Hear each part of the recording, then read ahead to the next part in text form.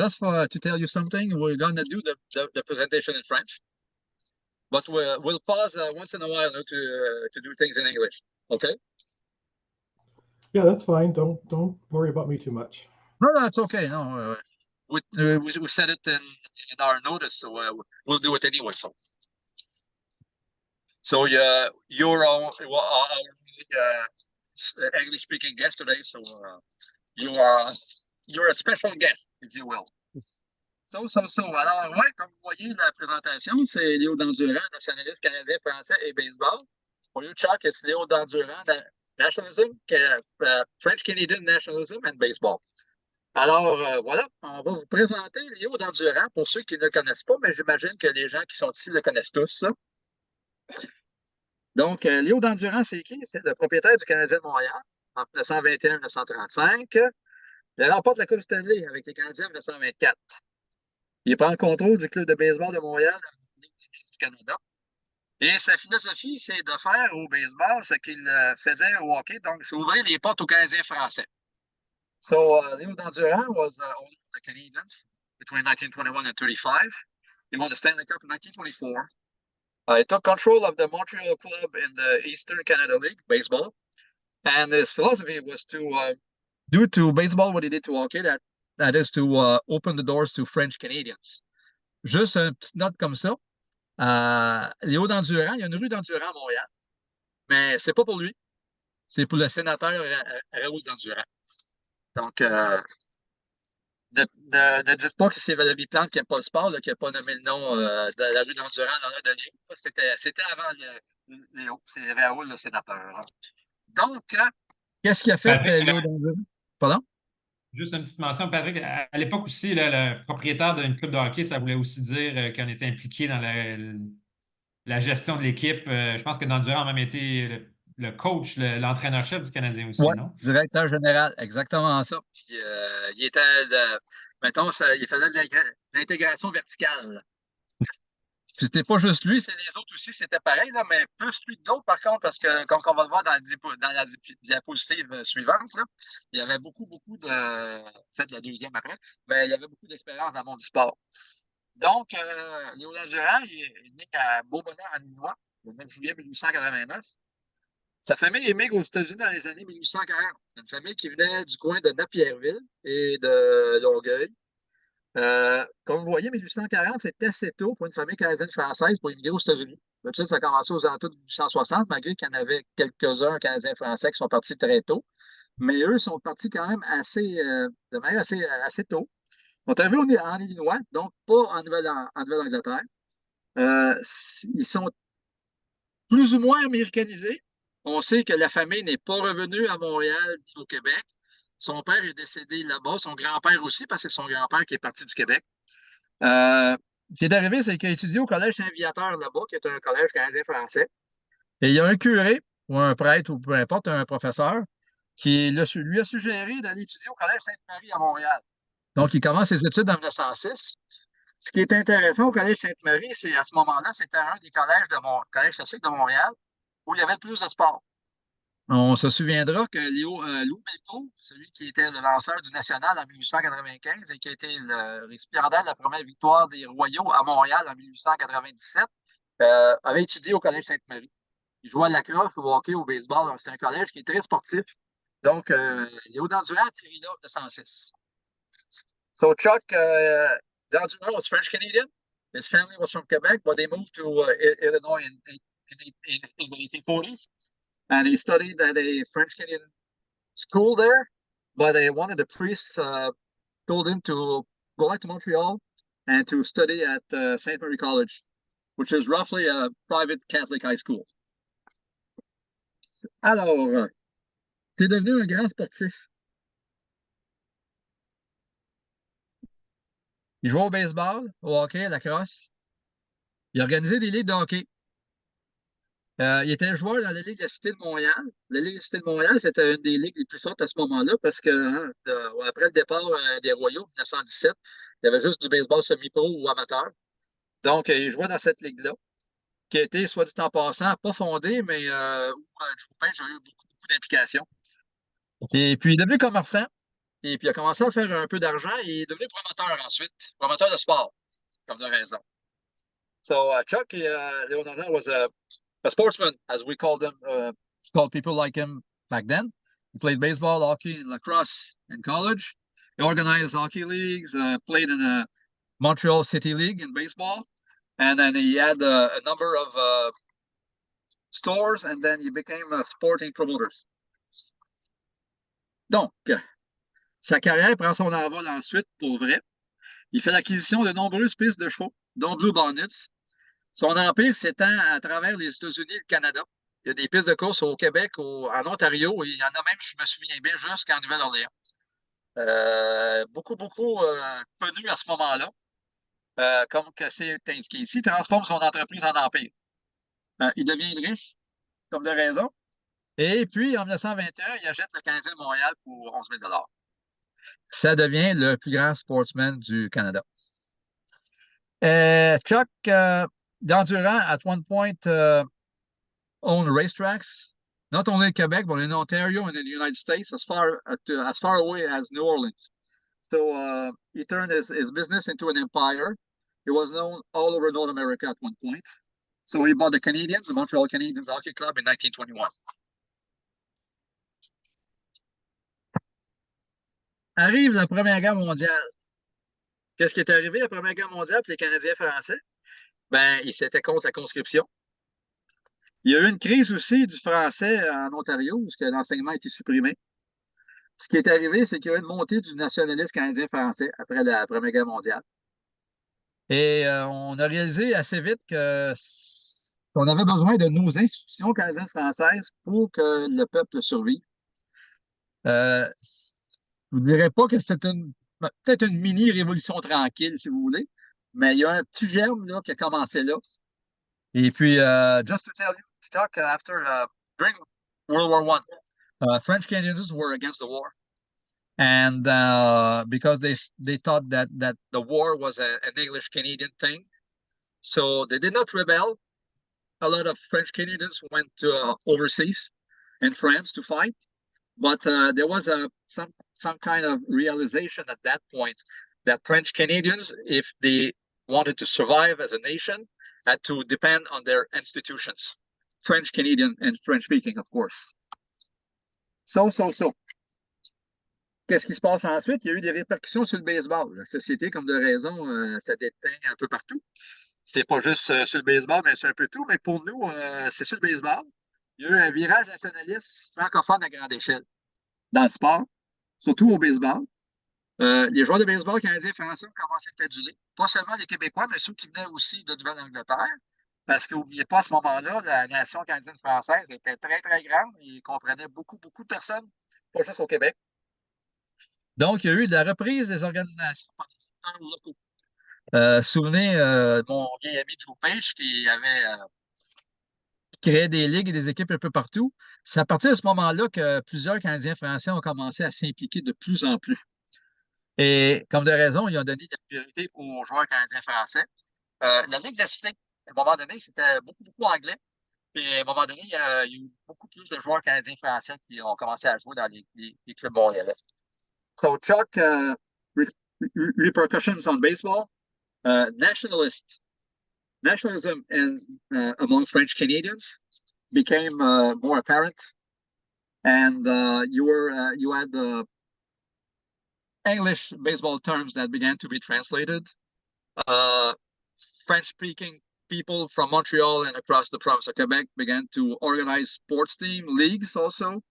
And they gave priority to French-Canadian players. Donc, je vais laisser Christian parler de la Ligue de l'Est du Canada. Parfait, merci Patrick. Donc, je prendrai là ici. Donc, j'ai fait une présentation durant la pandémie sur la Ligue canadienne, la Ligue de l'Est du Canada, plus en détail. Donc, je ne vais pas tout répéter ça, là, mais rapidement. Là, donc, les Royaux de Montréal n'ont pas survécu à la Première Guerre mondiale. Donc, il y a un vide de baseball à Montréal, au Québec. Joe Page et certains autres travaillaient depuis plusieurs années pour essayer de créer une ligue. En 1922, ça va finalement se réaliser. Donc, c'est une ligue qui est affiliée au baseball organisé, donc une ligue de classe B. Il y a une équipe à Montréal, mais aussi une équipe à Ottawa, une équipe à Trois-Rivières, une équipe à Valleyfield. Joe Page avait le but de créer une espèce de ligue pan-canadienne, ou du moins Québec-Ontario. Il y avait cette vieille ligue canadienne en Ontario là, qui avait vécu et qui avait existé dans les années 10. Joe Page voulait un peu prendre le relais avec une ligue qui aurait couvert à la fois l'Ontario et le Québec. Donc, à Montréal, on joue au Parc Atwater, l'ancien domicile des Royaux. Euh, En 1923, il va y avoir une deuxième équipe à Montréal. En fait, il va y avoir un peu de changement dans la ligue. Valleyfield, qui faisait partie des équipes. Oh, j'ai oublié de parler. I forgot to do the English part, sorry. So, in 1922 was the creation of the Eastern Canada League, which was a formal part of organized baseball, Class B league. That kind of took it was a period where Montreal had no professional baseball. The Montreal Royals had not survived World War I. So that league was created for the 1922 season with teams in not only Montreal, but also Ottawa, Trois-Rivières, and Valleyfield in Quebec. Donc, en 1923, la Ligue va évoluer un petit peu. Valleyfield va être remplacée par la Ville de Québec. La Ville d'Ottawa va essentiellement refuser de louer le stade là-bas à l'équipe professionnelle. Donc, Ottawa va se trouver sans logis. Il va se retrouver à Montréal pour la saison 1923. Et ils vont adopter le nom des Canadiens, mais il n'y a pas d'affiliation avec l'équipe de hockey ni avec d'endurance à ce moment-là. Et c'est Jean Dubuc, là, qui est un fameux Canadien français, ancien des Ligues majeures, qui était toujours actif d'ailleurs à cette époque-là, qui va être un des propriétaires de l'équipe. Donc, vous avez une photo ici là, de cette édition 1923 là, de l'équipe des Canadiens. So in 1923, basically the Ottawa team found themselves with no place to play. The city of Ottawa decided that they only wanted amateur teams. So they kicked the professional team out and they moved to Montreal, even though if you go on Baseball Reference and all that, it's still listed as Ottawa, but it actually played all of its games except two, I believe, in Montreal. And they played as the Montreal Canadiens, but not affiliated with the hockey team or with Dandurand yet. And actually, the owner was Jean Dubuc, which is a major leaguer born in the U.S. but French Canadian. En 1924, la Ligue va faire une expansion au Vermont. Elle va rajouter les équipes à Rutland et à Montpellier. Donc, la Ligue va se rebaptiser la Ligue Québec-Ontario-Vermont. Parce qu'on retourne aussi en Ontario, les Canadiens de 1923 vont retourner à Ottawa pour la saison 1924. Par contre, Trois-Rivières, qui était dans la Ligue en 1922-1923, quitte la Ligue assez tardivement. Et là, on a besoin d'une sixième équipe pour balancer la Ligue. So in 1924, there was an expansion to Vermont. So teams were added in Rutland and Montpellier. So the league changed its name to the Quebec-Ontario-Vermont League. So Ontario is because Ottawa got its team back. So the Montreal Canadiens of 1923 moved back to Ottawa, where they were in 1922. However, the Three Rivers, Trois-Rivières team quit quite late, just before the 1924 season. And therefore, the league needed a sixth team to balance the league out.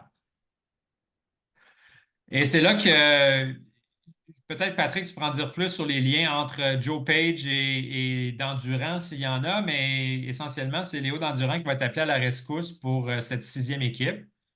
Donc, on va installer une deuxième équipe à Montréal. De façon intéressante, sur Baseball Reference, elle est listée comme étant les Canadiens d'Outremont.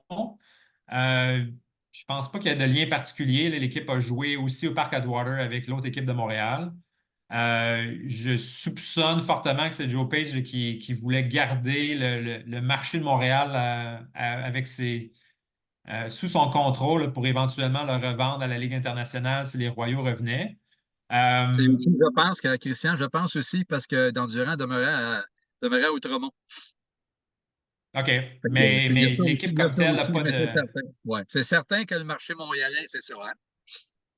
Parce qu'il y avait peut-être aussi un règlement dans la Ligue qu'il n'y avait pas deux équipes dans la même ville. Ce qui n'est pas impossible. Qu'il y avait en 1895-96 aussi. Oui, donc l'horaire est quand même extrêmement serré pour Dandurand parce qu'il, bon, vous voyez, ça, c'est la photo que vous voyez, c'est lui qui est posé avec la Coupe Stanley. Là. J'ai enlevé la Coupe Stanley de la photo, mais il remporte la Coupe Stanley avec le Canadien le 25 mars et il va être annoncé comme étant le propriétaire de la sixième franchise de la Ligue Québec-Ontario-Vermont le 8 avril. Et la saison débute le 16 mai. Donc, il y a quand même très peu de temps et essentiellement, tous les contrats qui reliaient les joueurs à Trois-Rivières, tout ça va être ignoré. Donc, essentiellement, il construit son équipe à partir de rien en essentiellement 5 semaines. Donc, c'est un défi qui est quand même assez important. Et comme vous allez voir, Dandurand va en plus s'imposer une contrainte supplémentaire assez importante pour la construction de cette équipe-là. So, looking for that sixth team, the Joe Page and his management team would go to Leo Dandurand to fill that role. So they will allow a second team in Montreal. Interestingly enough, like on Baseball Reference and in the Spalding guides from the era, the team is listed as the Outremont Canadiens, so from the west side of Montreal. They both teams played in the same stadium, so there's not really. We were just speculating with Patrick exactly why they did that. Was that to keep the rights for the Montreal baseball rights in one hand instead of two, or was that because of rules of organized baseball that you should not have two teams in the same league, in the same city? That's possibly what happened there. What's for sure is that for Dandurand, the schedule is extremely tight. He was owner, general manager, head coach of the Montreal Canadiens. They won the Stanley Cup on March 25th. And then he was announced as this owner of the sixth franchise in the Quebec-Ontario Vermont Baseball League on April 8th. And the season starts on May 16th. So, and even though he kind of replaces the Trois-Rivières team, the contract does not really follow. So it is basically has an extension team that he has to build from scratch in 5 weeks. And as you'll see in the next slide, he's going to actually impose himself an additional constraint when doing that. Or I think it's in 2 slides. Donc, à l'époque aussi, il faut dire que ce qui est important de mentionner, c'est que Dandurand venait de réaliser, disons, cette association entre l'équipe de hockey du Canadien et les Canadiens français. Donc, évidemment, il y a tout un historique avant ça, mais il va vraiment réussir à attacher les deux ensemble. Le nationalisme va vraiment atteindre son paroxysme au banquet qui célèbre la conquête de la Coupe Stanley. Donc, essentiellement dans la période où il vient de se faire attribuer l'équipe. Donc, je sens qu'en prononçant ces paroles, j'ai trouvé le droit chemin dans le cœur de tous les Canadiens français. Je me permets d'ajouter un mot pour leur dire que jamais ils nous ont apporté un secours plus efficace que cette année. Ils n'ont jamais peut-être ils n'ont eu aussi raison d'être contents d'un club qui porte nos couleurs. Donc, les Canadiens, c'est le club des Canadiens français. Les Canadiens français, leur club, c'est les Canadiens. Donc, on a fait l'association clairement entre les deux. Et donc, quand on trinque la santé du Canadien, c'est une victoire pour les Canadiens français, essentiellement à cette époque-là. Donc, Dandurand, il va vraiment miser là-dessus. Par exemple, Howie Morans, qui est un de ses joueurs vedettes, ils vont vraiment mettre en lumière ses origines plus ou moins lointaines canadiennes-françaises. Je pense que c'est sa grand-mère maternelle qui était canadienne-française. Donc, on va vraiment essayer de mousser le fait que tout ce qui touche le Canadien est Canadien-français, même si à l'occasion, on va, disons, étirer la sauce un petit peu, on va tirer l'élastique un petit peu. So to put you in context, the 1924 was really the year where Dandurand managed to really tie the Canadians Hockey Club with the French Canadians.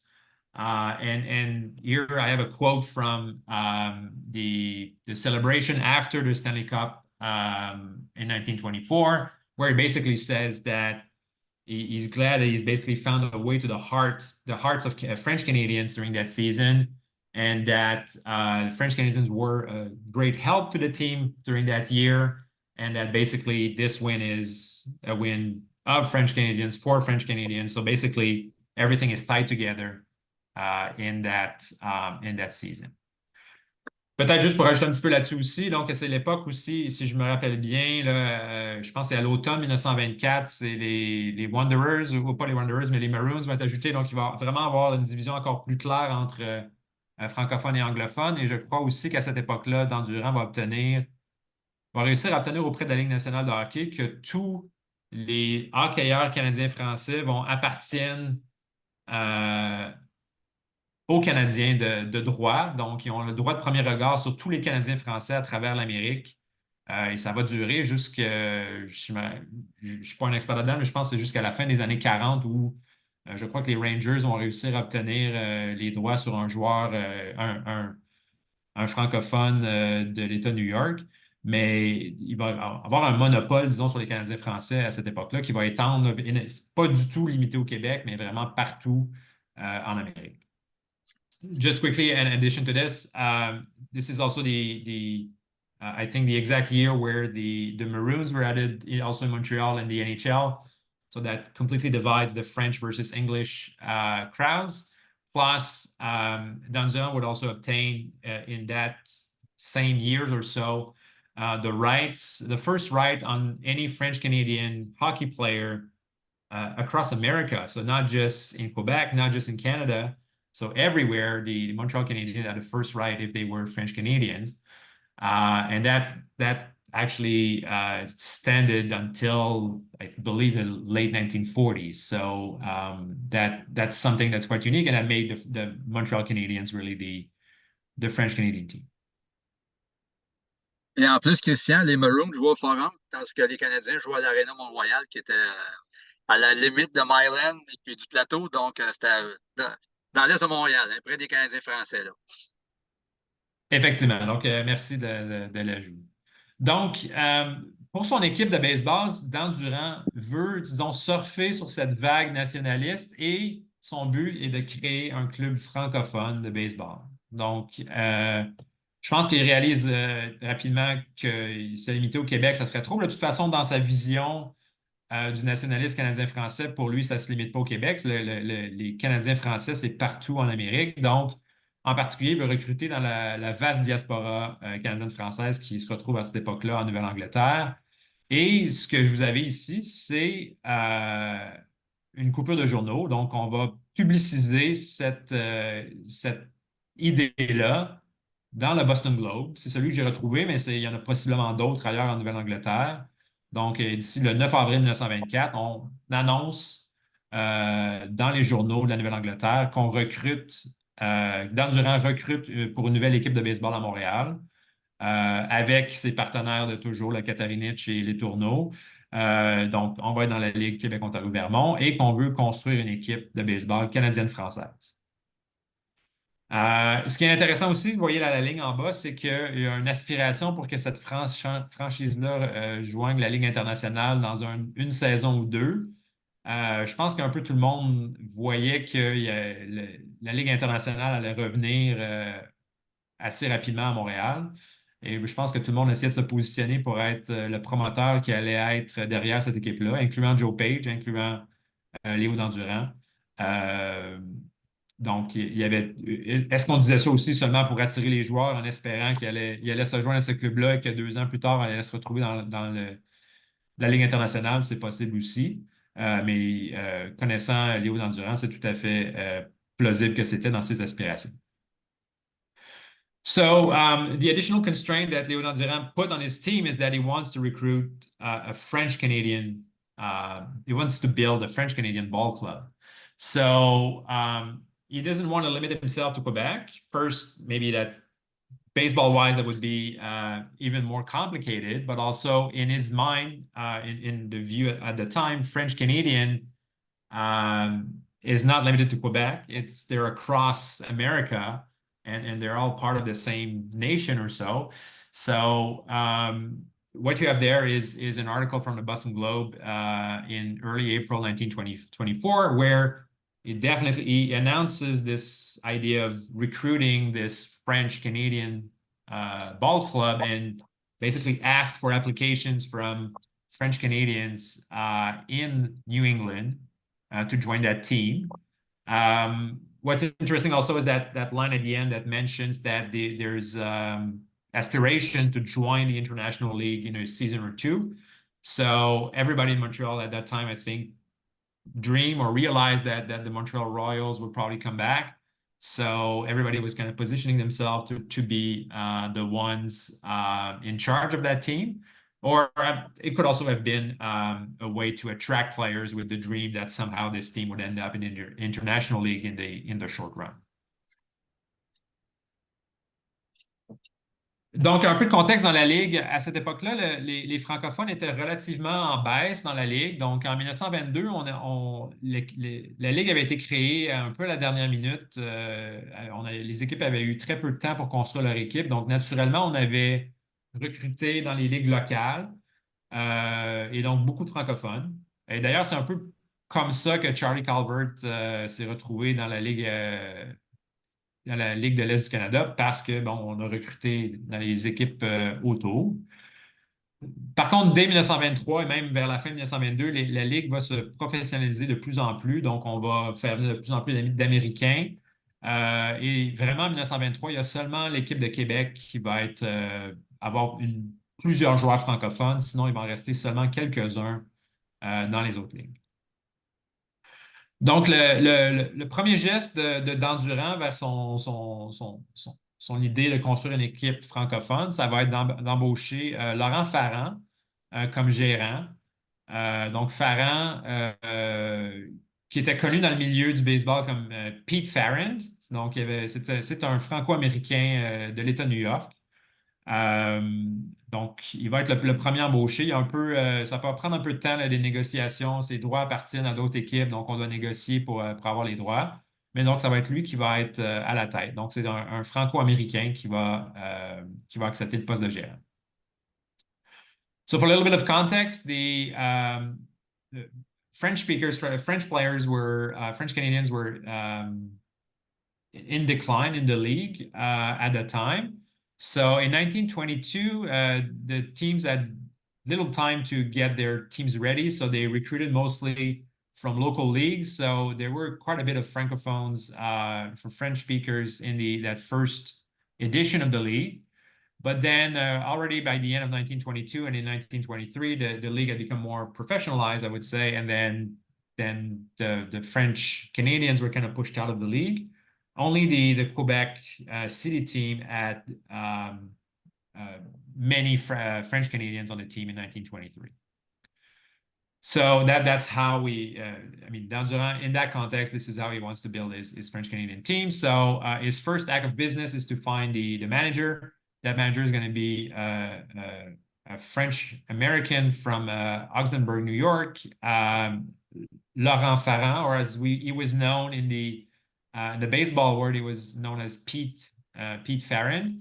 So he would be hired as the first manager of that Montreal Canadiens team from 1924. Donc, ce qui est intéressant aussi, c'est que Dan Durand va faire vraiment de la promotion croisée entre son équipe de hockey et son équipe de baseball. Donc, il va adopter l'uniforme tricolore aussi au baseball. Donc, ce que vous avez ici, la photo que vous avez présentement, c'est une photo de l'équipe de hockey qui joue au baseball. Donc, il va aussi avoir cet aspect-là. Donc, surtout vers la fin de l'été, il va faire jouer son équipe de hockey au baseball. On joue quelques matchs.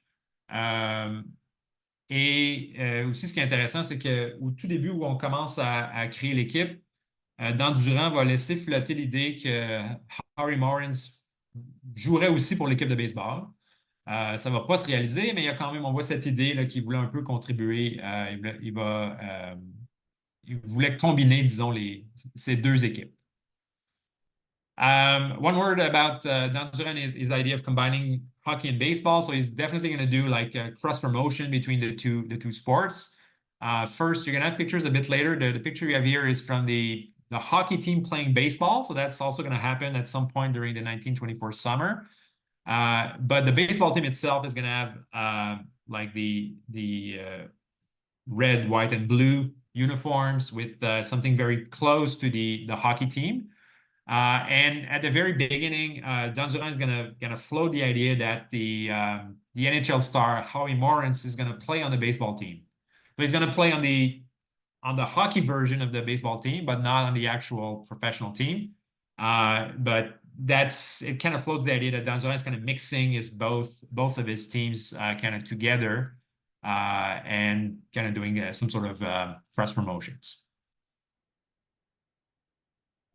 Donc, le plus près qu'on va être disons, du rêve de Dan Duran d'une équipe 100% canadienne-française, ça va être un match en début de saison, le 20 mai contre Québec, où sur les 9 partants, on va avoir 8 Canadiens français et un anglophone. Donc, le seul anglophone, c'est Eddie Gallagher au premier but. Les 8 autres, ce sont des Canadiens français. Et ce qui est intéressant, c'est qu'on a 4 Franco-Américains et 4 Québécois. Donc, les 4 Franco-Américains, il y a le lanceur Louis Duhamel et le deuxième but, Gustave Savaria, qui sont du Rhode Island. On n'associe pas nécessairement le Rhode Island avec les Franco. En tout cas, moi, j'aurais pas nécessairement pensé, mais il y a effectivement une très, très grande proportion de Canadiens français qui sont quittés pour le Rhode Island. Il y avait beaucoup d'emplois manufacturiers là-bas. Et donc, au champ gauche, on a Eugène Paddy Grenier, qui est aussi connu dans le milieu du baseball comme étant sous le nom de Paddy Green, mais qui a vraiment un patronyme français et des ancêtres francophones. Et puis Laurent Farrand, que j'ai mentionné, qui est le gérant qui joue au troisième but. Du côté des Québécois, on a Frank Lafontaine au champ centre, Larry Carmel au champ droit, Oscar Major à l'arrêt-court. Donc, Major et Carmel en particulier sont très connus dans les milieux du baseball montréalais depuis longtemps. Et puis, le receveur, c'est Edmond Larivière, alias Ed Wingo, qui a joué quelques matchs dans les majeurs, je crois, là, il y a une saison ou deux précédemment, je crois que c'est en 1921, dans ces coins-là. Donc, brève expérience des majeurs pour Ed Wingo. Donc, ça, c'est le plus près qu'on va avoir d'une équipe 100% canadienne-française. So the closest that we got to Duhamel's goal of a 100% French-Canadian team is going to happen on May 20th in a game against Quebec City, where 8 of the 9 starters are French-Canadians. The only exception is the first baseman, Eddie Gallagher. What's interesting is that among those 8, we have 4 French Americans and then 4 from Quebec. So you see 2 from Rhode Island, the pitcher Louis Duhamel and the second baseman, Gustave Savaria. And then Eugène Grenier, also known in the U.S. as Paddy Green, is the left fielder from Massachusetts. And then the manager that I've already mentioned, Farrand, is at third base. And then the 4 from Quebec. So Lafontaine is relatively unknown from Eastern Townships. Oscar Major and Larry Carmel were old veterans from the Montreal baseball scene, been there for a long time. And then the catcher, his real name is Edmond Larivière, but he was known in the baseball world as Ed Wingo. And he actually played a few games, I believe it's in 1920 or 1921 in the majors. So that was the only one with major league experience. He's also from Quebec. Donc, malheureusement, l'équipe n'a pas beaucoup de succès. Ils vont débuter avec une fiche de 2 victoires, 7 défaites. Et donc, rapidement, Dan Duran semble avoir abandonné sur son idée de construire son club francophone. Donc, les renforts ensuite vont être essentiellement des renforts anglophones qui vont être ajoutés au club. L'équipe n'aura pas beaucoup de succès au total. Donc, ils vont terminer 5e sur 6 dans la première moitié de saison avec une fiche de 25 victoires, 32 défaites. Et ensuite, les deux équipes du Vermont vont quitter après la première moitié de la saison. Et donc, il y a plusieurs des joueurs du Vermont là, qui vont signer avec d'autres équipes, donc en particulier avec les Canadiens de Montréal. Donc, ils vont perdre leur, l'aspect francophone un peu plus. Et il n'y aura pas énormément plus de succès en deuxième moitié. On va terminer avec une fiche, un match sous 500 et on va terminer troisième sur 4 dans la deuxième partie. Et il n'y aura pas non plus beaucoup plus de succès au guichet. Donc, cet aspect francophone ne va pas nécessairement soutirer beaucoup d'intérêt de la part des spectateurs. D'ailleurs, durant la saison, Durant parle qu'il aurait aimé déménager le club pour 1925 dans l'est de la ville, donc plus près des francophones. Malheureusement, il n'y a rien de tout ça là, qui va se réaliser. So the team, unfortunately, is not going to have lots of success. So the team starts with a 2-7 record. And then very quickly, Dandurand seems to have given up on his goal of having a French Canadian or fully French Canadian team. So then the players he's going to add to try to improve the team are mostly going to be English speakers. Overall, not great success on the field. So 25-32 record in the first half.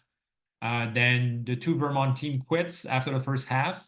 And then their players are kind of scattered around the league, including with the Montreal Canadiens, so which again loses a bit more of its French flavor in the second half. And then it's going to finish one game below 500 in the second half in third place out of 4. So not much better. Also attracting fans. So Atwater Park at that time is not a great ballpark. Both Montreal teams are kind of struggling. Dandurand will talk during the season of moving the team in the eastern part of the city, so closer towards the French speakers. That's not going to happen because, well, as you'll see in the next slide, the league is going to collapse after the season.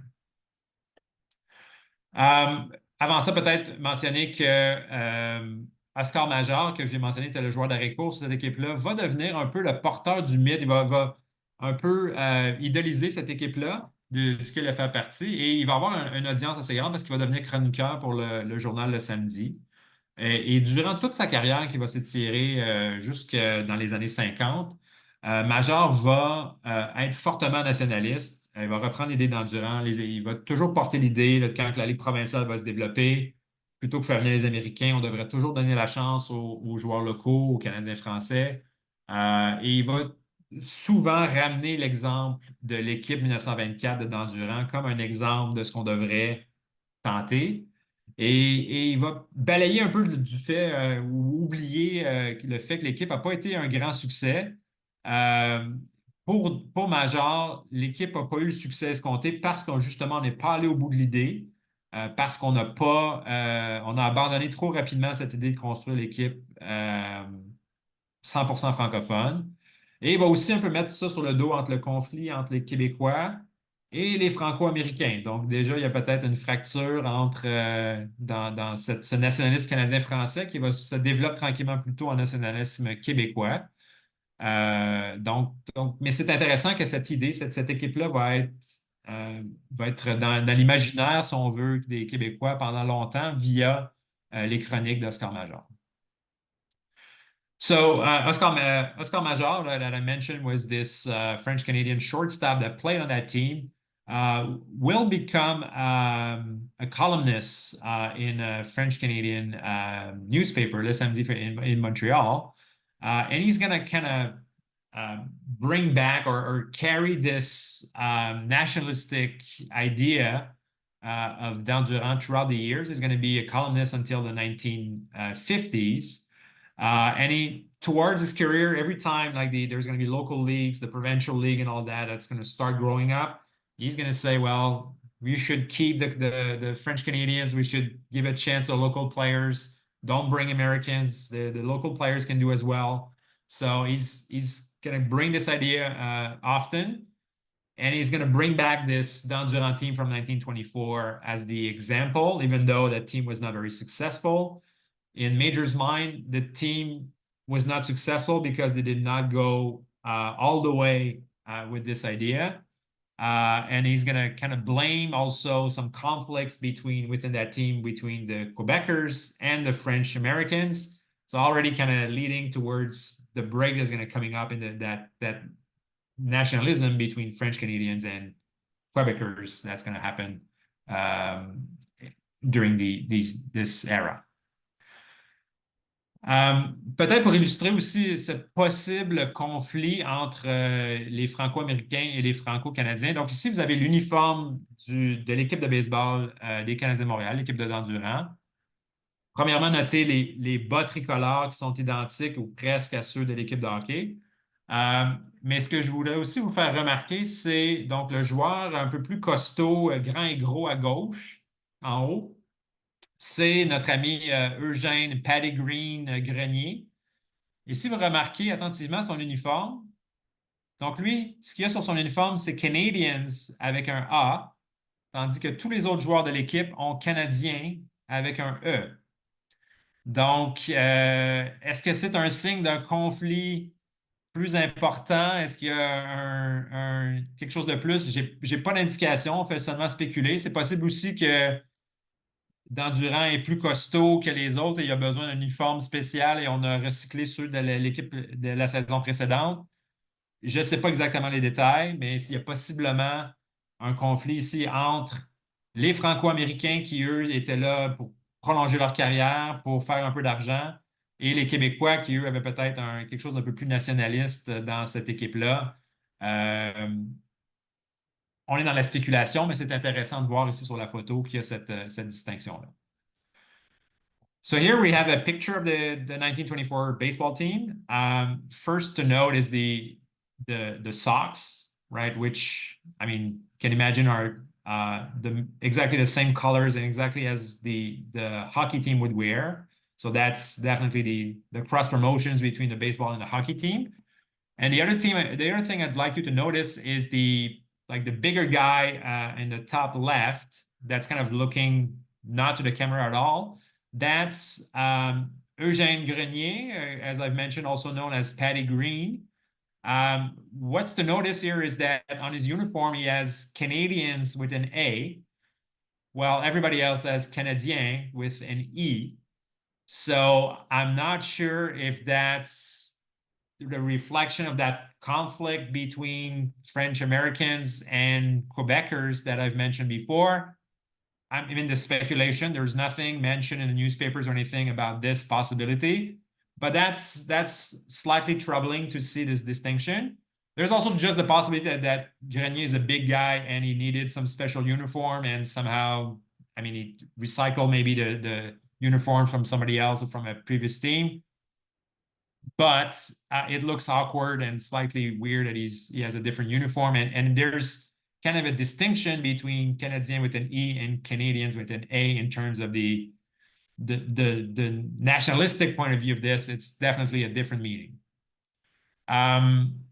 So again, it's speculation, but this is something interesting to notice. Et donc, ça va être la fin de l'aventure avec cette saison 1924. La Ligue va tenter de continuer pour 1925, mais il n'y a plus vraiment d'intérêt. Beaucoup d'équipes ont perdu de l'argent. Donc, la Ligue va s'effondrer au printemps 1925. L'équipe du Canadien, on raconte qu'ils ont perdu environ 8 000 $ durant la saison.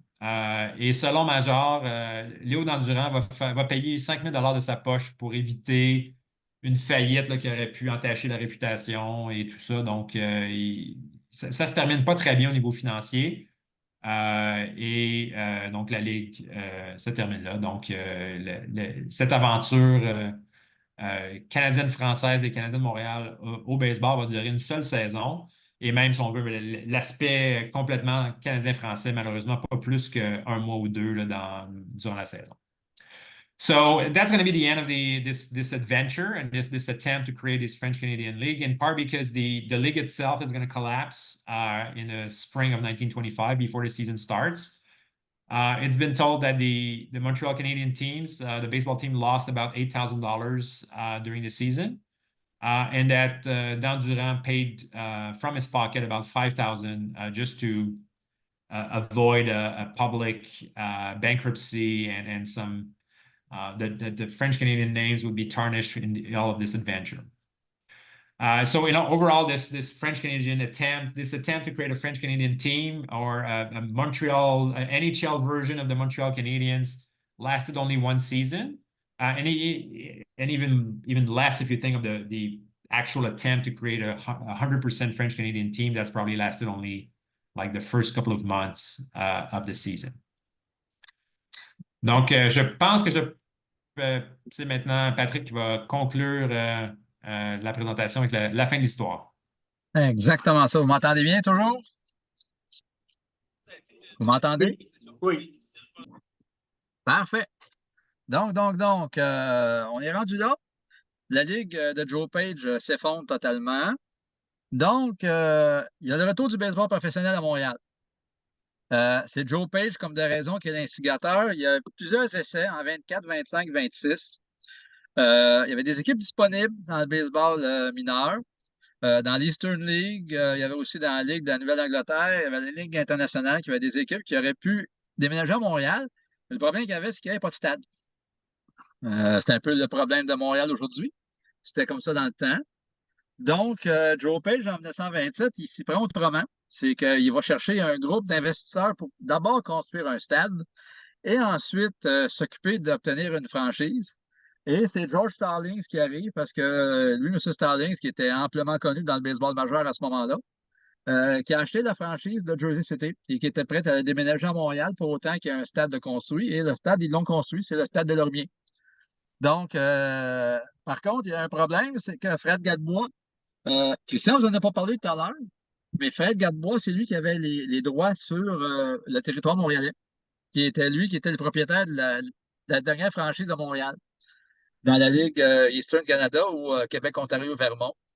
Donc, il a fallu que Joe Page embarque Fred Gadebois dans le trio qui est composé d'Athanas David et d'Ernest Savard, que vous avez probablement déjà entendu parler. Athanas David est devenu par la suite président du Canadien et Ernest Savard est devenu directeur général. Donc, vous voyez, quand Christian, tout à l'heure, disait qu'il y avait des relations croisées, là, c'est réellement du baseball au hockey, c'est très fluide, la ligne. Et finalement, le projet est abouti. Donc, David, Savard sont des investisseurs avec Gadebois. Et finalement, il nomme Léo Dandurand sur le conseil d'administration des Royaux. Donc, for our English-speaking friends, Joe Page was a promoter in Montreal, well known. He tried for a couple of years to bring back baseball in Montreal after his league collapsed after 1924. There was no stadium whatsoever in Montreal, so he decided at one point in 1927 he needed to build one before attracting a team. So he found two guys, Athanas David and Ernest Savard, French Canadians, who would become later managers of the Montreal Canadiens Hockey Club. They had the money to build a stadium. They built the stadium at Delomier Stadium. And then George Stallings, who was well known in the baseball circles in the United States, bought the Jersey City team and brought it to Montreal in 1928. And they became the Royals as we know it. So Léo Dandurand was named on the board of directors of the team at that point. Donc, un peu plus tard, ce qui arrive, c'est que la crise économique de 1929, les Royaux, le stade est très, très beau, il attire beaucoup de gens, mais ils ne font pas d'argent parce que l'économie ne va pas très bien. Donc, les Royaux sont en train de faire faillite. Il y a besoin d'un sauveur. Et là, ce qui arrive, c'est que Dandurand, il voit ça, il flaire la bonne affaire. Il essaie d'acheter l'équipe en 1931. Ça ne fonctionne pas. Il essaie à nouveau en 1932. Et ça n'a pas fonctionné un peu non plus. Tu as Athanas David et Ernest Savard qui ont réussi à trouver de l'argent à la dernière minute pour être capable de payer leurs taxes municipales parce qu'ils doivent beaucoup d'argent à la Ville de Montréal. Ils doivent beaucoup d'argent aussi à d'autres créanciers. Donc, ils sauvent l'équipe in extremis, mais c'est jamais sauvé en définitive. C'est tout le temps l'échéance est repoussée plus tard. Et finalement, Léo Dandurand, quand il voit qu'il n'est pas capable d'acheter l'équipe, il voit qu'il y a deux équipes disponibles aux États-Unis, des équipes du baseball majeur. Il y a les Browns et les Cards qui pourraient être achetés. Et il y avait un projet avec John McGraw. Si vous vous souvenez bien ou si vous ne le savez pas, John McGraw était venu à Montréal en 1924 quand il a commencé sa tournée européenne. Il avait joué 2 parties à Montréal et 2 parties à Québec. C'est Joe Page qui avait orchestré le tout. Mais John McGraw était amplement connu à Montréal et c'était tout naturel que ce monsieur-là puisse amener soit les Browns ou les Cards à Montréal et les gérer. Malheureusement, les Browns n'étaient pas disponibles et les Cards, la négociation a échappé. Et de toute façon, John McGraw n'avait pas les contacts requis à ce moment-là parce qu'il était en fin de carrière, il était très malade et décédé pas longtemps après. Donc, Dandurand n'a pas été capable de faire venir une équipe du baseball majeur à Montréal. Pour les Royaux, ben, ce qui était arrivé, c'est qu'il était encore discuté, mais c'est M. Trudeau, le père de Pierre-Éliott Trudeau, qui est venu sauver l'équipe en définitive et qui a nommé Hector Racine comme président d'équipe. Et comme on dit en anglais, the rest is history. C'est M. Racine qui a ensuite fait paraffer une entente à Jackie Robinson et les Royaux ont connu les belles saisons qu'on connaît. So, yeah, Leo Dandurand, 1931, he tried to buy the team because the team was in financial difficulty because of the Great Depression. They owed back taxes to the city of Montreal and also to other debtors. So he tried to buy the team in 1931. Didn't work. 1932, Atanas David and NSR found money at the last minute to pay their bills, but the team was not saved whatsoever. But he tried 32, didn't work. So there was the Browns or the Cards available in the National League. He tried to buy them. The Browns were not really available. The Cards, the deal fell through. The plan was to have John McGraw come to Montreal and manage them, but McGraw didn't have the contacts anymore in Major League Baseball because he was at the end of his career. And anyway, he was very old and he died a couple of years after that. So the entire deal fell through. And so the Royals were saved finally by Mr. Trudeau, who was the father of Prime Minister of Canada, Pierre-Éliott Trudeau. And Hector Racine was named president of the team. And that was, if you remember, that was Hector Racine who signed Jackie Robinson in 1945. So, alors, M. Dandurand, il n'a pas arrêté là. Il a continué ses efforts dans le sport. Il a pris une semi-retraite du baseball. Il a continué avec ses efforts aux courses de chevaux. Mais en 1946, il a aidé. Il n'a pas fondé les Alouettes. Il a aidé à fonder les Alouettes avec 2 actionnaires ou deux personnes, non, des anglophones. On pourrait dire que Léon Dandurand n'était pas forcément dans le coup. C'était juste une figure de proue. Il avait besoin de Léo Dandurand pour pousser la publicité du club des Alouettes au football. Donc, il était comme un 3e violon. C'est même pas un 2e, c'est un 3e. Mais par contre, il a profité de son séjour avec les Alouettes pour mousser le football parmi les francophones. Il a essayé il a été voir le gouvernement du Québec pour essayer de faire construire des terrains de football à Montréal et dans le reste du Québec. Et il a essayé de populariser le football auprès des Québécois. Malheureusement, il y a eu des tensions linguistiques et culturelles avec ses associés, les anglophones. Donc, il a quitté les Alouettes en 1952 en claquant la porte. Il voyait bien que c'était pas pour devenir un club francophone, c'était réellement un club anglophone. So, what happened was this: he turned his attention to football, Canadian football. He had found the Alouettes, and when he was with the Alouettes, he tried to popularize football among French Canadians.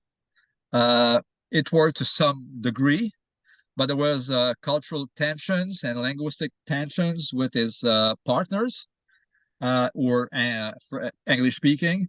So he left the Alouettes in 1952, never to return, and couldn't turn the Alouettes into a French-Canadian football club. So le bilan, à la fin, c'est que, comme de raison, Léo Dandurand avait un projet qui était novateur, mais c'était utopique. Comme vous l'avez vu avec Christian, il y avait des bonnes intentions, beaucoup de joueurs canadiens français, mais plus la saison avançait, plus que le dossier était pas médiocre, mais pratiquement. Il a fallu qu'il aille chercher d'autres joueurs anglophones. Les États-Unis, les joueurs aussi du Vermont qui sont arrivés. Donc, c'était compliqué pour lui. Il y avait des bonnes intentions, mais il s'est rendu compte que c'était pas si facile que ça de faire une équipe de baseball dans le baseball organisé, une équipe de baseball de francophones. Par contre, ce qui est arrivé, c'est que ça a consolidé les Canadiens français dans le sport. À ce moment-là, il y avait très peu de Canadiens français. Donc, Léo Dandurand est arrivé avec le Canadien, est arrivé dans le baseball, est arrivé au football un peu plus tard. Il y a eu plein, comme Oscar Major, je pense, corrige-moi, qui sent, je me trompe, je pense qu'Oscar Major a été dépisteur aussi pour le baseball majeur. Donc, Possiblement, oui. ouais, c'est ça. Donc, il y a eu plein de Canadiens français à ce moment-là qui sont sortis de leur coquille et puis qui ont été impliqués dans le sport de haut niveau. Pas juste localement dans les paroisses, à la ville de Montréal ou dans les villages québécois, mais dans le sport de haut niveau. Et ce qui est arrivé, c'est que c'est pas lui qui en est responsable. Mais ça a été les premiers francophones avec les Royaux. Il a ouvert la porte à ça. C'est Roland Gladu et les autres, Stan Bréard et compagnie. Donc, Roland Gladu avait eu des essais avec les Royaux très tôt, avant même qu'il arrive avec les Royaux dans les années 40. Je pense qu'à la fin des années 30, il avait déjà eu ses essais. À ce moment-là, Dandurand n'était plus là, mais son esprit était encore là et j'imagine qu'il va avoir aussi beaucoup de contacts et peut-être d'influence auprès de la direction du club, étant ami avec Hector Racine. Donc, what happened with everything?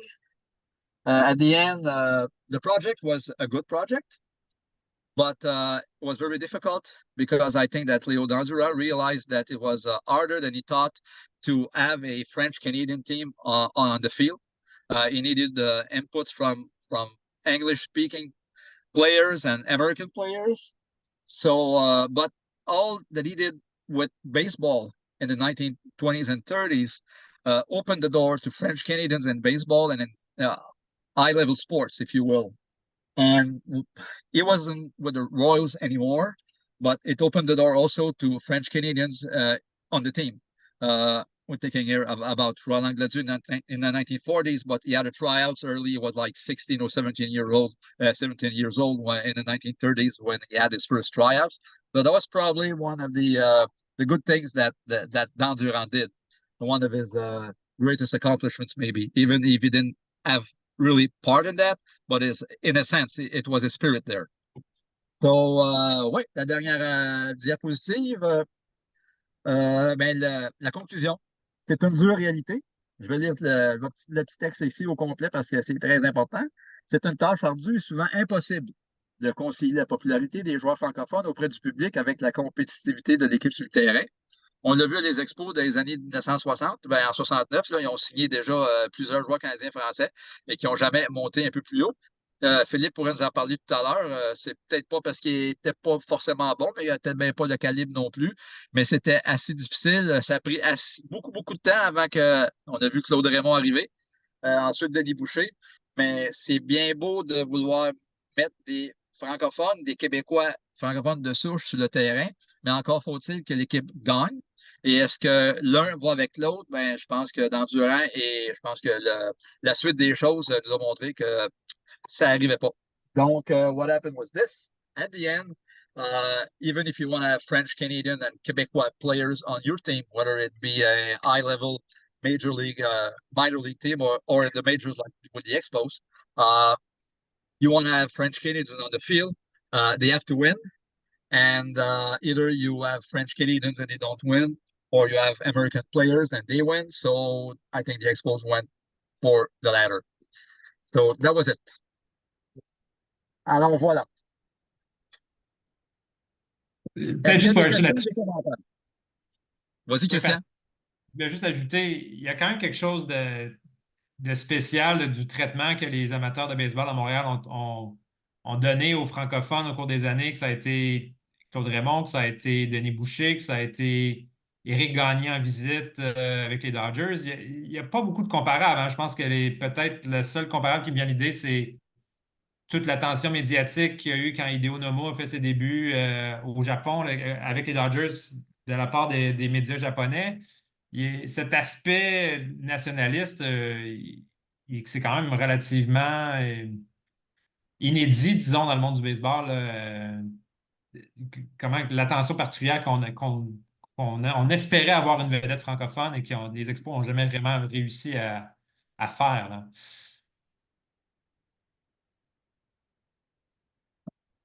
C'est bien vrai. Hein? Ben, on peut peut-être le mentionner. Je ne sais pas, là, je suis pas dans ma grande zone d'expertise, mais est-ce que les Expos n'avaient pas, c'était pas fait offrir, pardon, Milton Bradley contre Éric Gagné, puis il avait dit non, il me semble avoir déjà entendu ça. Philippe? Je pense qu'en bout de ligne, ça aurait été une bonne transaction s'il avait décidé de le faire, mais il avait gardé Milton Bradley à ce moment-là. Ça aurait été certainement une vedette francophone si Éric Gagné était devenu, évidemment, ce qu'il est devenu avec les Dodgers. Il n'y a pas de certitude par rapport à ça, là, mais ça aurait été, je pense, un bon échange à faire. Mais je pense que la difficulté, c'est que les équipes attendaient toujours les Expos avec une brique et un fanal quand ils essayaient d'échanger pour un joueur francophone. Hein. Mais Denis Boucher, les Blue Jays voulaient la Lune contre Denis Boucher, etc. Donc, c'est toujours difficile c'était difficile pour les Expos d'aller chercher des vedettes, des joueurs qui étaient déjà dans les majeurs, puis il y avait de la difficulté à développer les leurs, donc c'était compliqué. Pardonnez-moi. Oui. Yes. Est-ce que vous parlez en anglais? Yeah, Yes, we go speak ahead. English. I didn't know if everyone did. I'm sorry. I speak French, but it's extremely painful to listen to, I think. No problem. I was wondering in the case of Patty Green, I found it really curious that he changed his name to such an Irish name, like he was pandering to the Irish Americans of where he was. And I think that perhaps that was also the difference with the spelling. Like they corrupted him, I believe, as far as I'm concerned. I feel like it was this, I really do believe that he had this attitude about him. He was French Canadian, yes, but then there was this part of him that desperately wanted to fit in with the Americans. So not only did he spell the name wrong, and then with his attitude, I wonder if he was part of the downfall. Do you think? I mean, it's a lot of speculation there. I mean, I don't have details on this. I mean, and you have to understand that some of these I don't exactly know the ancestry of Grenier himself, but for some of these kids, right, they had these French names and they've been in the U.S. I mean, it might have been their grandfather that moved from Quebec, so sometimes the link was disappearing, right? It's the harsh reality is that most of these that move from Quebec to New England, they've kind of lost their French roots in a couple generations, right? So the link was maybe the link was not that strong, and also, I mean, also at that time, the French Canadians were not necessarily seen in the best of lights in the U.S., right? We were the cheap labor of the early 20th century, right? So sometimes. My family's my family's from Europe, and they came over in the very late 1800s, early 1900s. So I did not know that. And for me, I always thought of, to be perfectly honest, I prefer the French Canadian speech. I prefer French Canadians to the actual French. And I have an obsession over the music and just the culture. I absolutely love French Canadians. So, I mean, so it's very different for me. And I always thought that Americans thought you all were cooler than us. It's a more recent thing. In the 1920s and 30s, they were very low on the social ladder, the French Canadians. Oh. Probably lower than the Irish people, who weren't very high either. No, and I'm Polish. The French Canadian boxer was Ovila Chapdelaine. He was known boxing under the name Jack Delaney. Very Irish really? name. He was French Canadian? Yeah. Oh. Yep. I did not know that. Yeah, well, the champion also. Long history of that, assuming other identities to pass. Also in Louisiana as well, correct? Like with the Acadians. Yeah. Right. Yeah. So, and I wondered why they didn't appeal to the Acadians initially when they were trying to get the French Canadians to join the team rather than just the New Englanders. Almost no links left with Louisiana by that point. It was just the links were rebuilt in the 50s and 60s, starting then. Yep. Okay, I did not know that. And then also what I wanted to mention is, I don't know if any of you are Expos fans, but I'm from Washington, D.C., and I'm actually a Nationals fan. And there's a ton of Expos fans at our games all the time. And it's just something that I wanted you all to know. If you ever come down to the area where your Expos stuff, people really get into it. Okay. We really are appreciative of the team because it sounds like the same stuff that you all went through. We didn't have teams for a long time. Yeah, we just before you joined, we were actually discussing that. It's the 20th anniversary of the Expo's last game today. I know. It's sad because of the stadium and it reminded me, well, to be honest, when I was watching the last game yesterday or 2 days ago for the A's, the condition of their stadium and the condition of the Expo stadiums it's kind of uncanny, the resemblance. And the owners as well, the Shyster owner. You know what I mean? The owners on both teams were pretty awful. Yep. And so I really feel like the A's and the Expos were done pretty bad. You know, they were treated quite poorly because of those conditions. And I'm very sorry for your loss on that. We lost 2 teams in DC, so I understand. And I grew up not knowing anything about baseball, and that's why Vin Scully got me very into it because I would watch him at night. And yeah, so, and let me ask you all a question. Are there any Canadian baseball players that you think that that I should really look into, that I can learn a lot, like that are just really pivotal? I mean, I know Bo Bichette right now, but like anybody that you think is Bo Bichette is not Canadian. He's not? No. He's French though. No? The name is French, but very, very distant. Oh, my stars. Okay, and he speaks French though. Yeah, the ones are Edouard Julien, who's with the Twins. Okay, can you spell? Julien. Okay. He's Thank with the you. Twins. He's from Quebec City. There's Charles Leblanc, Okay. Leblanc. I don't know which team he used to be with Miami. I think I'm not sure which team he played for this His year. first name is Cheval. Charles. Charles. I'm sorry. I hate my. Oh. It was with the Angels this year. This year, yeah. Okay. Angels? And Okay.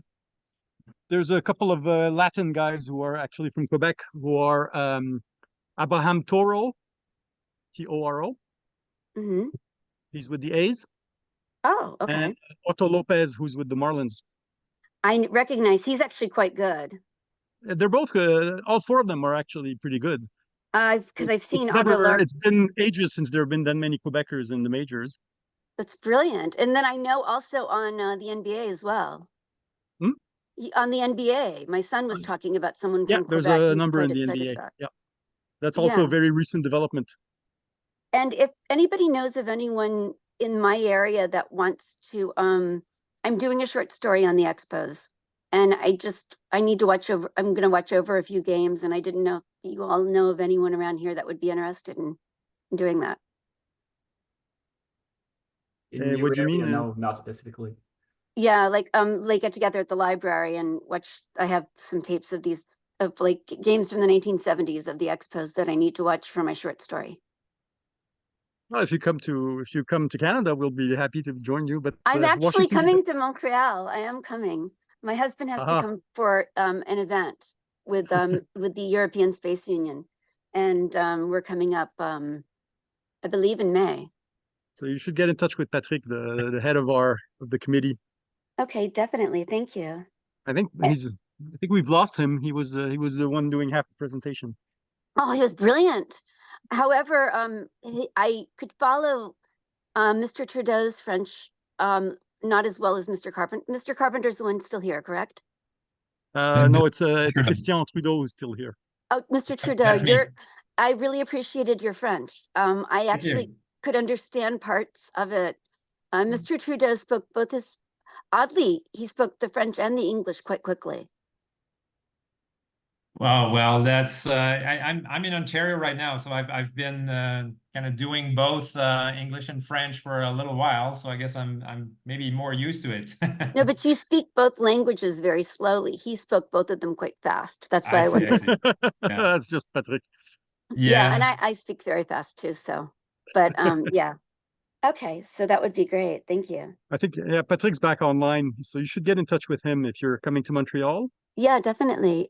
And is there any other players, like, do you think, like, as far as history is concerned, is there somebody that I feel that I have a son who's 14 and I want him to know he's very into baseball, he's very into stats and into people. And is there one person that you think he should really know?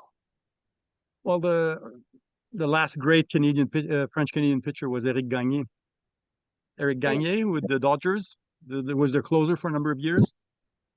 And he still holds a few records, won the Cy Young Award. He's one that he's no longer active, but definitely if he wants to learn about a great Canadian player, that's what I want to make sure he has that available. I'm sure to you him. You can find him on YouTube or elsewhere, tapes of games, and he was a huge star at one point. Very good, very good. Thank you. Merci I'm sorry, beaucoup. I was disconnected. I'm on the road. I'm traveling. I'm in New York State right now, so the reception is kind of shady once in a while, you know. But if you want to contact me and ask a couple of questions, I can answer them for you, no problem whatsoever. Like Philip said.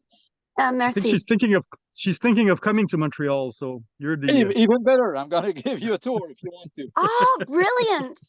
Yeah, a baseball tour. I could give you a tour of all the sites, baseball sites in Montreal that no longer exist whatsoever. Sensational. No, that'd be great. No, just tell me. You know, what's your name again? It's Karen or Karina Israel. Mazer Israel. Karen, and then Mazer Mazur. Yeah. And Israel is Israel. Like the country. Okay. Yeah, like the country. That's my husband's name, and mine is the Polish one. Okay, so you're a Sabre member, right? Yes, I am. My son is 2, and he's 14. Okay, I'm gonna send you an email.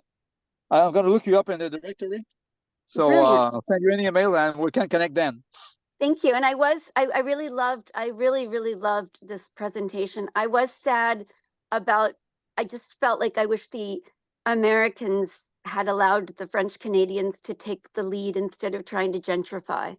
It made me very sad because I feel like if they had taken the lead and just gone with it and kept it as that vibe, the French Canadian vibe, perhaps it could have succeeded.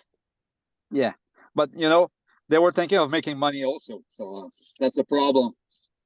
It still makes me sad.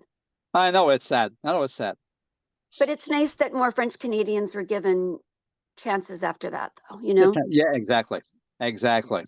Well, so you got a bunch of French Canadians and also who played for the Royals who had great career, you know. So and then they ended up in the majors after that. So there were, I think that Dan Durant, what he did is plant a seed, you know. Exactly, which is brilliant, which is nice, exactly. you know. Yeah. That's what we wanted to convey to you today. Thank you very much. I appreciate it. Merci. Merci beaucoup. Maybe a related story. I have an upcoming article in a Sabre book about the minor leagues in the 1950s, the transition in the 1950s and 60s, the tough times that the minor leagues had. And I talk about the provincial league, and there's a story in there that so initially these teams were all independent, and then at some point they joined farm systems, and some of these teams, I mean, the transition was tough because it meant that basically, like the Sherbrooke team in Quebec got affiliated with the Cleveland Indians at the time. And the Indians, when they became part of their farm system, they sent just an American to run the team. And basically he arrived in Quebec with basically the mission to teach baseball to these backward people that knew nothing about baseball. And it was, and everything was done in English in a French-speaking city. It was a lot of insensibilities, let's say, about the French aspect of the league. That is a bit frustrating to read about at the time. But it's been repeated for many years in different levels. I think in Ottawa, it's a long frustration. For example, when the AAA team in Ottawa, the way they treated the French population, right? So it's something that unfortunately happens quite a bit. So désolé. No, well, there was, you know, when the Expos left in 2004, there were articles all over the United States saying, "Oh, when the Expos arrived in '69, people didn't know a thing about baseball." Of course, they'd been playing for 100 years in Quebec at that point. That's insane. First of all, I mean, well, they treat the Latin American players the same way. My son, he's been wanting to go to Dominican Republic because we got to see Albert Pujols with his number 670 something or other right before and my son was saying that people, when he tells people that these players are from Dominican, they're like, I didn't know they knew how to play baseball there.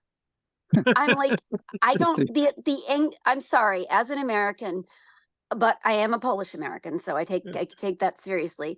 But I believe it's embarrassing. It's embarrassing the arrogance of this country.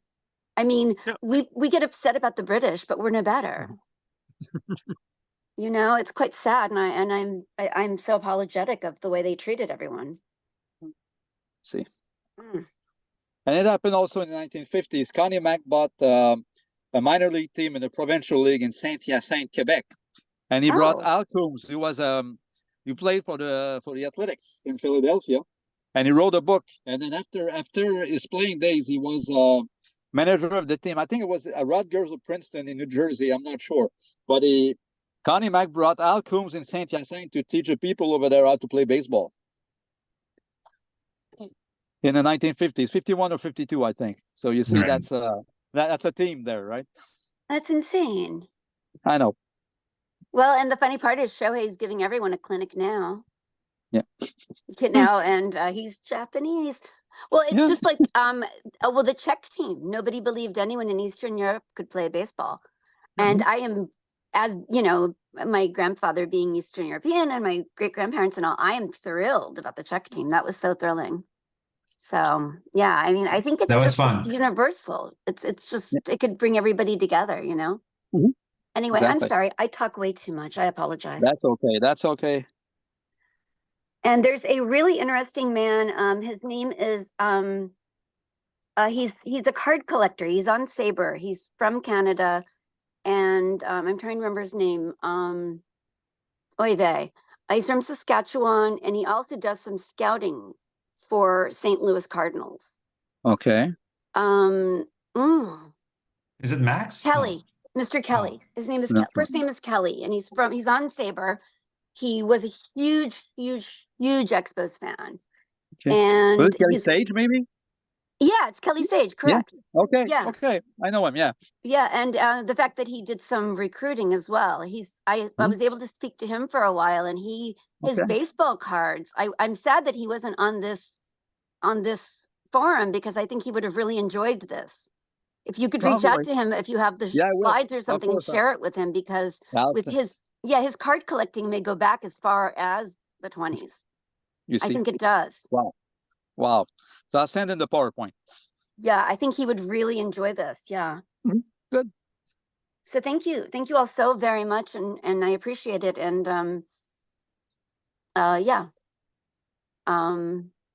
merci, Well, merci beaucoup. Well, Yeah, it's thank you, great and to have thank you for your someone presence. else No, join it's- our group.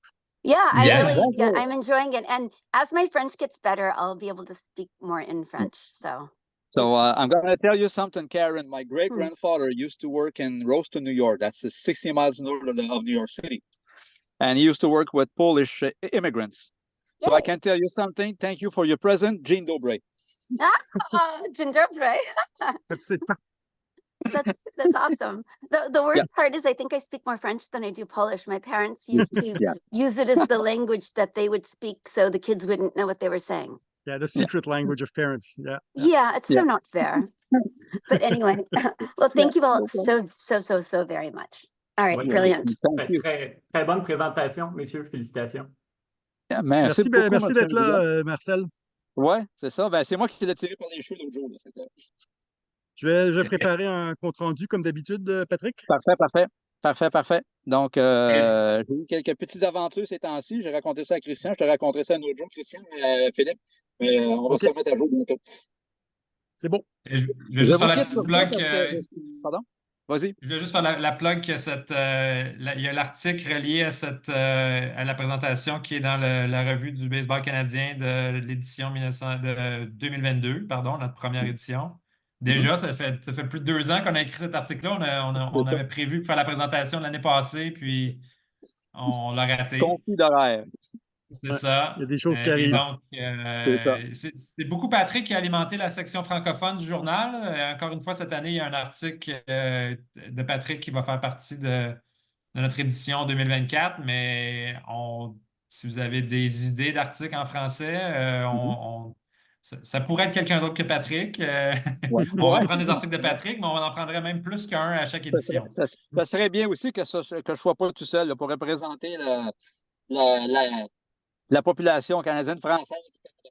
J'avais déjà écrit à l'époque où la convention Sabre devait se rendre à Toronto, un projet d'article sur les joueurs québécois dans les filiales des expos. Finalement, il n'avait jamais été Ah non, il n'a pas publié. été retenu?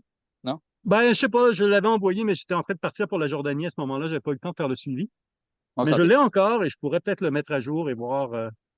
Il Exactement. faudrait que je le traduise en français, mais j'avais écrit en anglais, là. OK. Mais ça serait quelque chose que je pourrais sortir On est des pas boulamites parce que c'est un sujet qui, à ce que je sache, n'a jamais Non, fait Oui. l'objet d'articles ou que ce soit. plus ou Et moins. qui est quand même relié à ce qu'on a sur le nationalisme qu'on a parlé aujourd'hui, parce qu'il y Oui, avait c'est beaucoup ça. de Ben, c'est pression plus à sur les l'époque des expos. années 70, là. C'est ça. Et la lutte avec la Ligue nationale de hockey qui prenait les meilleurs espoirs. Oui.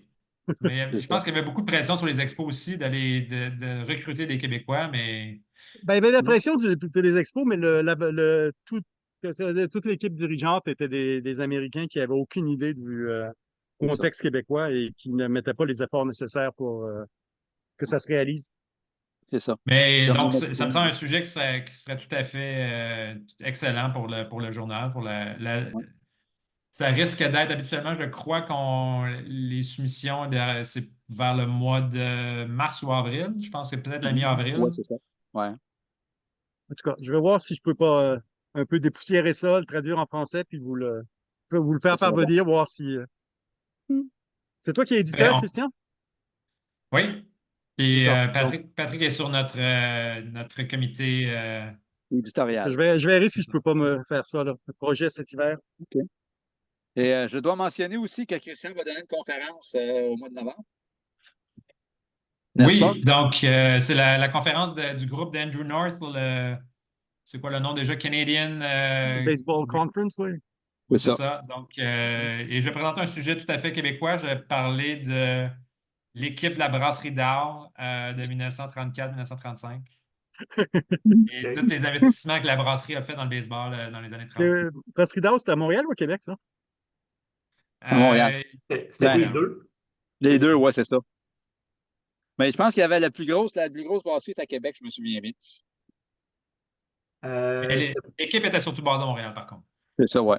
Me semble que Dow avait racheté la brasserie Frontenac de Québec. C'était ça, mais là, Ouais, c'est loin, c'est là. ça. Avec la Boswell aussi, je me souviens bien. Ouais, ça se peut. C'est Ouais, ça. j'ai comme l'impression aussi que Dow était très associé à la ville de Québec, mais Ouais, c'est mais il y avait à Montréal aussi parce qu'il avait acheté la brasserie Daws qui s'écrivait D-A-W-E-S, qui était sur la rue Saint-Maurice dans Griffintown. Puis le quartier généraux était là, la brasserie d'art après. Ben oui, puis il y a eu le planétarium Dow aussi, on se C'est rappelle. ça, Oui, exactement ça. c'est Qui vrai. était pas loin, justement, C'était c'est en ça. face, ouais. Ah ouais, Et exactement ça. je pense que le lien avec la ville de Québec, c'est par rapport aux décès. Je pense que la plupart des décès Ouais. là, dans le Oui. scandale, c'était La des gens bière de qui Québec. tue. Donc, C'est La ça. bière qui tue. C'est eux qui prenaient comme 20 bouteilles d'or chaque soir pour. Ouais, c'est ça. c'est ça. Mais l'incident, là, Exactement. je pense qu'il avait rajouté un additif dans Ouais, la un Oui, bière, additif, c'est ça. dans la brasserie de Québec. C'est ça, dans la brasserie de Québec. Et puis quand ils se sont rendus compte, il y a plusieurs itinérants qui en étaient décédés. Ils se sont rendus compte que c'était ça. Fait qu'il a fallu qu'ils liquident leur stock et ils l'ont envoyé dans le fleuve Saint-Laurent. là, les poissons sont morts. Bon, Ça doit être ça. Hein? en passant, j'ai fait un compte-rendu du livre d'Alain Bergeron là, sur Ah ouais, le dernier des les Adaïs, OK. assaillis. Je l'ai mis sur le site de l'encyclopédie Sabre. OK, c'est bon. OK. Excellent. Parfait. Je crois que c'est plus en première page, mais ça l'a été pendant une couple de semaines. OK. Et puis moi, je Mais vous annonce que c'est moi qui ai réservé pour le Bio Project de Sabre la biographie du Stade de Lormier, qui est en cours de oui, rédaction. All right. excellent. Ouais. C'est bon, je crois que parce qu'il y a déjà le parc Jarry et le stade olympique. Oui, c'est ça. Puis j'ai réservé aussi tous les autres parcs de baseball de Montréal, le parc du National, le parc Atwater. Donc, ça va très bientôt. Atwater, je présume, il n'y a pas d'une grosse demande pour ces parcs-là. Non, exactement ça, mais il y a eu du baseball majeur. Non, c'est ça. À C'est mieux partir que ce soit d'exhibition, toi mais que quand même. Maxwell Cage qui le fasse. Ouais, en tout cas, sans commentaire. Donc, est-ce qu'on peut terminer la réunion sur ça? Allons-y. Oui. Parfait. Ben, merci beaucoup à tout le monde d'être venu. Merci. Thank you very much. Merci, Christian. C'est une belle présentation. Merci, Christian. d'avoir Merci, pris le Patrick. relais, pour moi. Parfait. Ben, ça me fait plaisir. Parfait. Fait que je te laisse fermer la réunion, Christian. Parfait. Au revoir À à la la prochaine. prochaine. Salutations Bye bye. tout le monde.